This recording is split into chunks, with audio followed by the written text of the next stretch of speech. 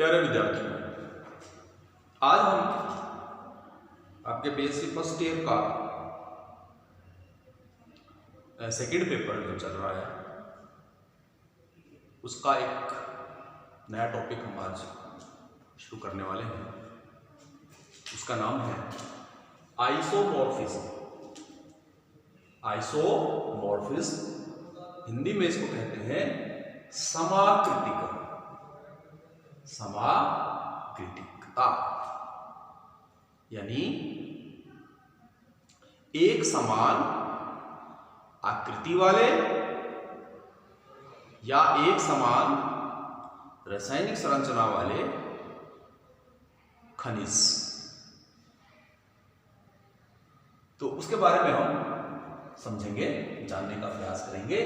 Isomorphism यानी समाकृतिकता। तो एक समान कुछ भौतिक गुण वाले या एक समान कुछ आकृति वाले या एक समान केमिकल कंपोजिशन वाले खनिज किस प्रकार से होते हैं और क्या उनकी विशेषताएं होती हैं, ये सब हम जरूर जानेंगे। लेकिन इससे पहले की जो आपकी क्लास हुई उसमें आपने खनिजों के इन्हीं सामान्य भौतिक गुणधर्मों के बारे में आपने जानने का प्रयास किया है, समझा है। उसके नोट्स भी हमने डिस्कस किए थे। तो खनिजों के भौतिक गुणधर्मों में बहुत सारे गुणधर्मों की आपने बात की, जिसमें आपने खनिजों के केमिकल कंपोजिशन, उसका रासायनिक सूत्र, जिसकी हम इनमें भी चर्चा करने वाले हैं अभी आइसोमॉर्फिज्म में भी। फिर उनका आपने क्रिस्टल सिस्टम, किस क्रिस्टल सिस्टम का या किस क्रिस्टल समुदाय का वो खनिज है, वो जानने का प्रयास किया। फिर आपने उन खनिजों के कलर यानी रंग, उसके स्ट्रिक यानी उसका पाउडर, फिर आपने उसका फ्रैक्चर, उसकी हार्डनेस यानी उसका विभंग और उसकी कठोरता, मोज स्केल ऑफ हार्डनेस पढ़ा आपने। मोह का कठोरता मापक्रम 1 से लेकर 10 तक खनिजों की कठोरता आपने पढ़ी। उसके अलावा क्लीवेज यानी आपने विदलन उसका पढ़ा, आपने उसका आपेक्षिक घनत्व पढ़ा।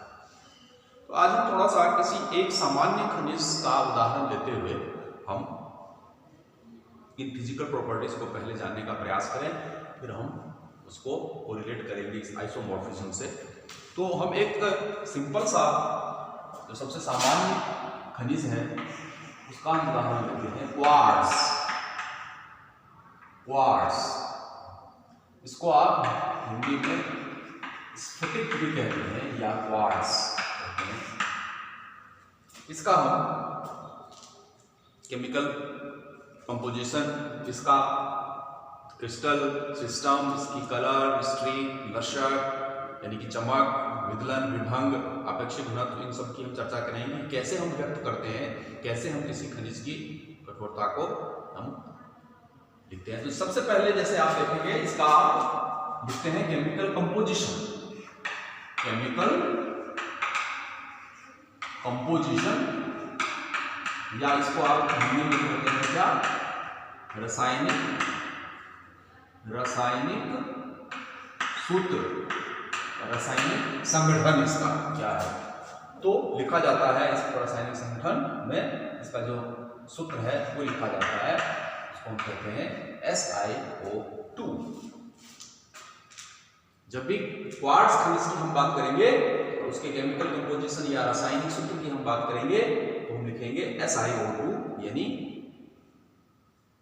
एक अणु सिलिका और 2 ऑक्सीजन। तो ये हो गया इसका रासायनिक संगठन। जब हम इसके क्रिस्टल सिस्टम की बात करेंगे कि किस क्रिस्टल समुदाय का ये खनिज है, किस क्रिस्टल समुदाय का ये खनिज है, तो हम उस क्रिस्टल समुदाय का हम इसमें नाम जोड़ते हैं।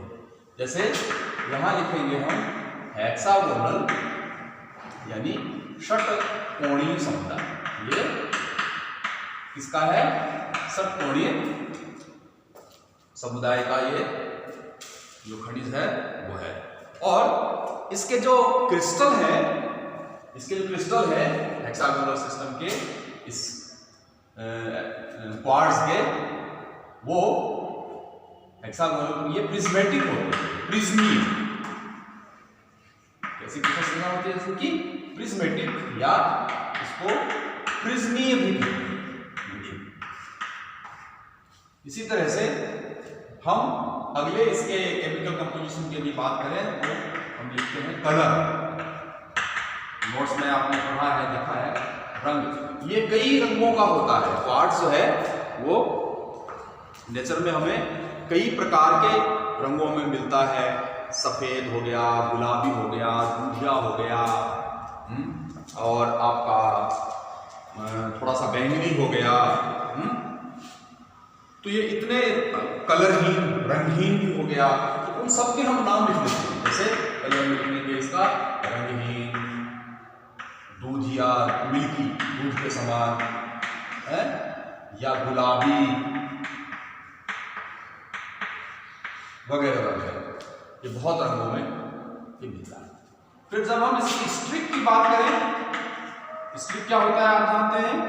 स्ट्रिक होती है वर्ण रेखा, रंग को आप वर्ण भी कहते हो, यानी कि वर्ण रेखा। वर्ण रेखा क्या है? वर्ण रेखा है किसी भी खनिज का पाउडर। तो ये जरूरी नहीं होता है कि जिस रंग का खनिज हो उसी रंग का हमको उसका पाउडर में मिलता हो। अब यदि हम क्वार्ट्ज के केस की बात करें तो ये इसकी जो वर्ण रेखा है वो हमें व्हाइट मिलती है, सफेद मिलती है।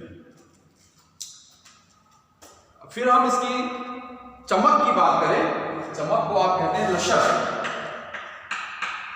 लशर यानी चमक।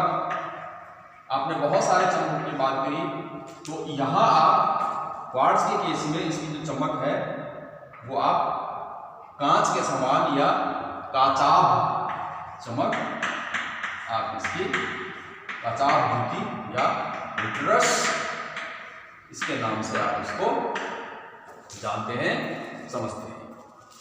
उसके साथ क्लीवेज, आप इसका विदलन यानी क्लीवेज देखेंगे तो यहां जो विदलन है वो एब्सेंट होता है, अनुपस्थित होता है।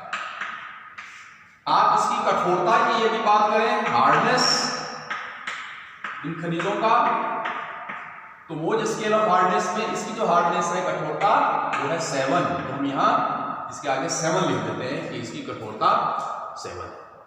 यदि हम इसके स्पेसिफिक ग्रेविटी की बात करें, यानी इसके स्पेसिफिक ग्रेविटी यानी आपेक्षिक घनत्व की बात करें, तो हम इसका जो आपेक्षिक घनत्व निकालते हैं वो क्रिस्टलियार्ड बैलेंस से या किसी से, वो लगभग 2.65 इसका स्पेसिफिक ग्रेविटी या आपेक्षिक घनत्व वो हमें मिलता है। इसके अलावा ये इनके जो अलग अलग किस्मों के नाम रंग के अनुसार होते हैं, जैसे इनके नाम अलग अलग हैं। जैसे रोजी क्वार्ट्ज, गुलाबी है तो उसको रोजी क्वार्ट्ज कहेंगे, है ना। यदि जामुनी कलर का यदि क्वार्ट्ज है, स्फटिक है, तो उसको एमेथिस्ट कहते हैं। यदि दूधिया रंग का है तो उसको मिल्की क्वार्ट्ज कहते हैं। यदि धुएं के रंग के समान है तो उसे स्मोकी कहते हैं। तो ये कुछ इस प्रकार के नाम हैं जिनके आधार पर कहते हैं। तो जितने भी खनिज हैं उन सभी खनिजों के हम जो केमिकल कंपोजिशन है से लेके और उसके स्पेसिफिक ग्रेविटी तक जब भी हम बात करते हैं तो इस प्रकार इन खनिजों के भौतिक गुणधर्मों को हम लिखते हैं। और इन्हीं भौतिक गुणधर्मों में से यदि कुछ गुणधर्म एक से अधिक खनिजों में या क्रिस्टलों में समान मिलते हों, एक समान पाए जाते हों, एक जैसे भी होते हों, तो उसी को आप आइसोमॉर्फिज्म या समाकृतता के नाम से इसको आप समझते हैं। तो आप इसको रिवाइज करना, इसको जो इससे पहले की जो क्लास हुई है जिसमें हमने खनिजों के भौतिक गुणधर्मों को डिटेल से हमने जिसका अध्ययन किया, और इसके मैंने नोट्स भी आपको भेजे, आप नोट्स को पढ़िए। अब इसकी जो नेक्स्ट आगे की जो क्लास है उसमें हम इस आइसोमॉर्फिज्म को डिटेल से जानने का प्रयास